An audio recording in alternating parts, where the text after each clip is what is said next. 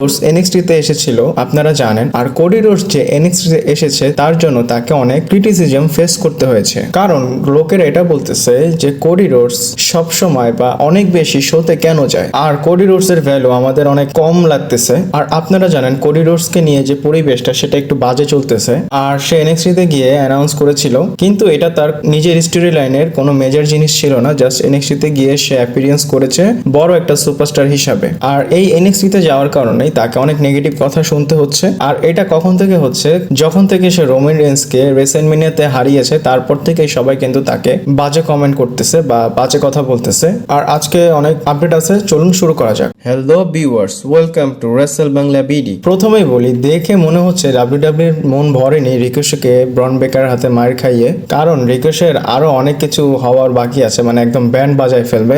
Report এটা এসেছে WWE যে রিকোশেকে বুক করেছিল মানডে নাইট রতে ব্রন বেকারের এগেনস্টে, সেটা কিন্তু তার লাস্ট অ্যাপিয়ারেন্স ছিল না। এটা হতে পারে আবার রিকোশে রিটার্ন করতে পারে, আর সে ব্রন বেকারকে অ্যাটাক করবে এবং ব্রন বেকার তাকে এমন ভাবে মারবে যে রতে যেভাবে মার খেয়েছে তার থেকে আরো খারাপ ভাবে তাকে মারা হবে। কারণ স্টিল ডাব্লিউডাব্লিউর সাথে যে কন্ট্রাক্টটা সেটাতে অনেক সময় বাকি আছে, আর ডাব্লিউডাব্লিউ চাবে ব্রন বেকারকে খুবই স্ট্রং দেখানোর চেষ্টা করবে। তো এমনটা হতে পারে আবার রিকোশে কাউন্টার করার জন্য আসতে পারে এবং ব্রন বেকারকে অ্যাটাক করতে পারে, কিন্তু ব্রন বেকার তাকে খুবই ব্রুটাল ভাবে অ্যাটাক করবে, আর সেটাই হবে রিকোশের লাস্ট অ্যাপিয়ারেন্স। আর আপনারা ভাবতে পারেন যে রিকোশের সাথে এটা কেন হচ্ছে, আর এটা সবসময় সুপারস্টারদের সাথে হয় যারা ডাব্লিউডাব্লিউ থেকে চলে যায়। সেটার এক্সাম্পল আমি ডিন অ্যামব্রোজ দিয়ে বলতে পারি। ডাব্লিউডাব্লিউ তাকে শিল্ডের ম্যাচ দিয়েছিল, কিন্তু তাকে যাওয়ার আগে কিন্তু মেজর কোনো কিছুতে বুকিং করেনি, আর সেই তুলনায় রিকোশে কিন্তু কিছুই না। আরেকটা ফানি জিনিস আমি দেখেছি,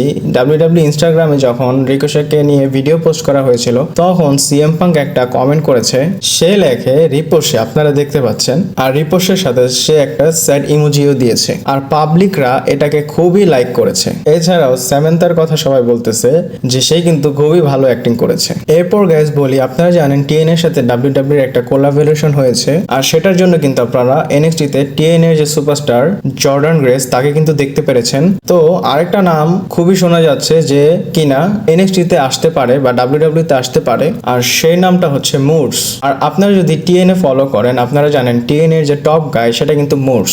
এছাড়াও সে কিন্তু নিজে থেকে ইন্টারেস্ট দেখিয়েছিল যে সে ডাব্লিউডাব্লিউ তে আসতে চায়। ইভেন আমি আপনাদের বলেছিলাম সে ড্রু ম্যাকইন্টায়ারের সাথে কিন্তু ম্যাচ করার একটা টিজ করেছিল, আর এটা কিন্তু আমি আপনাদের অ্যাডভান্স একটা স্পয়লার দিয়ে দিলাম। নেক্সট আমি বলি, সিএম পাঙ্কের একটা ছবি দেখেন, আর এই ছবিটা দেখে কিন্তু অবশ্যই আপনাদের ভালো লাগবে, কারণ আপনারা যদি কম্পারিজন করেন সে যখন ডাব্লিউডাব্লিউ সার্ভাইভাল সিরিজে রিটার্ন করেছিল তখনকার বডি এবং এখনকার ছবিতে যে বডিটা সেটা যদি আপনারা কম্পারিজন করেন আপনারা দেখতে পারবেন মাসেল মাস সেটা কিন্তু ক্লিয়ারলি বোঝা যাচ্ছে সিএম পাঙ্ক অনেক বেশি গেইন করে ফেলেছে। সিএম পাঙ্ক ইনজুরিতে গিয়ে সে শুধু ট্রাইসেপের রিকভারি করেনি, সে তার বডিকেও এমন ভাবে কাজ করেছে দেখতেও খুবই বেটার লাগতেছে। আর আপনারা দেখতে পাচ্ছেন সিএম পাঙ্ক জেড কার্গেলের টি শার্ট পরে পোস্ট করেছে, আর এটা নিয়ে কিন্তু জেড কার্গেল এবং সিএম পাঙ্কের ওয়াইফ এজেলের কিন্তু কমেন্ট সেকশনে মানে কথা কাটাকাটি হচ্ছে, আর এটা কিন্তু সিরিয়াস না, আর এটা কিন্তু সিএম পাঙ্কের আপডেট তার বডি এবং তার রিটার্নের বিষয়। এরপর গাইস ব্রক লেসনারের বিষয়ে একটা বিগ নিউজ বলি, এটা স্টোরি বা নিউজ যেটাই আপনারা মনে করেন। আর টিভিতে যদি আপনারা ব্রক লেসনার একটা বিগ কোনো সেগমেন্ট বা স্টোরি দেখেন সেটা কিন্তু ব্রন বেকারের সাথে হতে পারে। আর আপনারা জানেন পাস্টে ডাব্লিউডাব্লিউ কিন্তু এরকম সুপারস্টারদের একটা পাস ইন দ্য টর্চের একটা মোমেন্ট দিয়েছে, আর ব্রন বেকারকে টপ লেভেলে নিয়ে যাওয়ার জন্য সেই পাতে কিন্তু ডাব্লিউডাব্লিউ চলা শুরু করে দিয়েছে।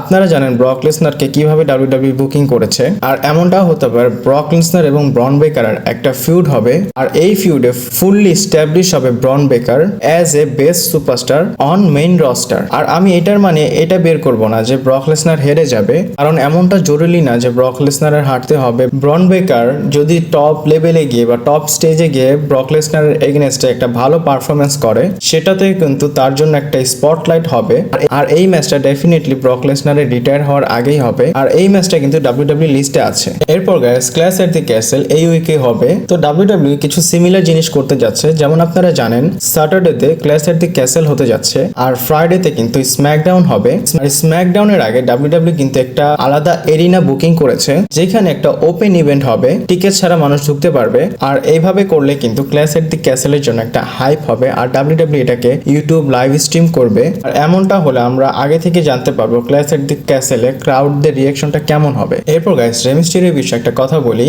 বা স্ট্যাট এসেছে, যেটা হচ্ছে রে মিস্টেরিও রিসেন্টলি তার 1000 ম্যাচ ডাব্লিউডাব্লিউতে জিতেছে। আমি কিন্তু 1000 ম্যাচ সে ডাব্লিউডাব্লিউতে করেছে সেটার কথা বলছি না, 1000 ম্যাচ উইন হয়েছে সে ডাব্লিউডাব্লিউতে। আর রে মিস্টেরিওর কত বড় লম্বা একটা কেরিয়ার ডাব্লিউডাব্লিউতে, যদি আপনারা লিস্ট দেখেন সেখানে কিন্তু টপ 10 এর মধ্যে রে মিস্টেরিওর নামটা অবশ্যই থাকবে। আর রে মিস্টেরিও যদি না থাকতো আপনারা জানেন ডমিনিক মিস্টেরিও আজকে ডাব্লিউডাব্লিউতে থাকতো না। এরপর গাইস সামারস্ল্যামের বিষয়ে কথা বলি, যেটা হবে ক্লিভল্যান্ড থেকে। সেখানে যে স্টেডিয়ামের টিকিটটা সেটা প্রায় 45,000 বা 46,000 মতো বিক্রি হয়েছে। আর আপনারা আইডিয়া করতে পারেন সামারস্ল্যাম হতে কিন্তু এখনো অনেক সময় বাকি, কিন্তু স্টিল 45-46,000 টিকিট কিন্তু অলরেডি ডিস্ট্রিবিউট হয়ে গিয়েছে। আর এই সামারস্ল্যামটা কিন্তু স্টেডিয়ামের একটা ভাইব নিয়ে আসবে। আর ডাব্লিউডাব্লিউ যে এখন সস্তা একটা পিরিয়ড চলতেছে সামারস্ল্যাম পর্যন্ত, সেটা চলতেই থাকবে, কিন্তু সামারস্ল্যামের পরে এমন ভাবে উঠবে সেটা একটা অন্য লেভেলে যাবে, কারণ ডাব্লিউডাব্লিউ স্টোরি লাইন এমন ভাবে প্রোগ্রেস করতেছে সেগুলো বড় একটা প্ল্যাটফর্মে গিয়ে সেট হতে যাচ্ছে। এছাড়াও কিন্তু কিছু রিটার্নস হওয়া বাকি আছে। আর যদি রিটার্ন গুলো হয়ে যায় তাহলে ডাব্লিউডাব্লিউ যে রেসেলমেনিয়ার একটা ভাইব সেটা কিন্তু আপনারা সামারস্ল্যামে পাবে। এরপর একটা ছবি দেখায় জর্ডান গ্রেস এবং রক্সিনের মধ্যে যে ম্যাচ হয়েছিল এনএক্সটি তে, সেখানে জর্ডান গ্রেসের ম্যাচের মধ্যে কানের যে ইয়াররিং সেটা কিন্তু ছিঁড়ে গিয়েছিল। আর এই ছবিটা জর্ডান গ্রেস তার অ্যাকাউন্টে পোস্ট করেছে, আপনারা দেখতে পাচ্ছেন জিনিসটা কত দেখতে ভয়ানক লাগছে। আর এটা দেখে একদম ক্লিয়ার হওয়া যায় প্রফেশনাল রেসলার যারা আছে তারা কিন্তু তাদের বডিকে অন দা লাইনে রাখে যখন তারা ম্যাচ করে, শুধু আমাদের এন্টারটেইন করার জন্য। এছাড়াও কিন্তু তারা টাকা কামায়, কিন্তু অনেকে বলে যে এই রেসলিংটা ফেক, তাদের জন্য এসব ফটো প্রফেশনাল রেসলাররা শেয়ার করে। আজকের ভিডিওটা এই পর্যন্তই ছিল। ডাব্লিউডাব্লিউ রিলেটেড সবকিছু আপডেট এই চ্যানেলে পাবেন। ভালো লাগলে এই ভিডিওটাতে লাইক করবেন, শেয়ার করবেন, সাবস্ক্রাইব করে পাশে থাকবেন। পরবর্তী ভিডিওতে আবার দেখা হচ্ছে।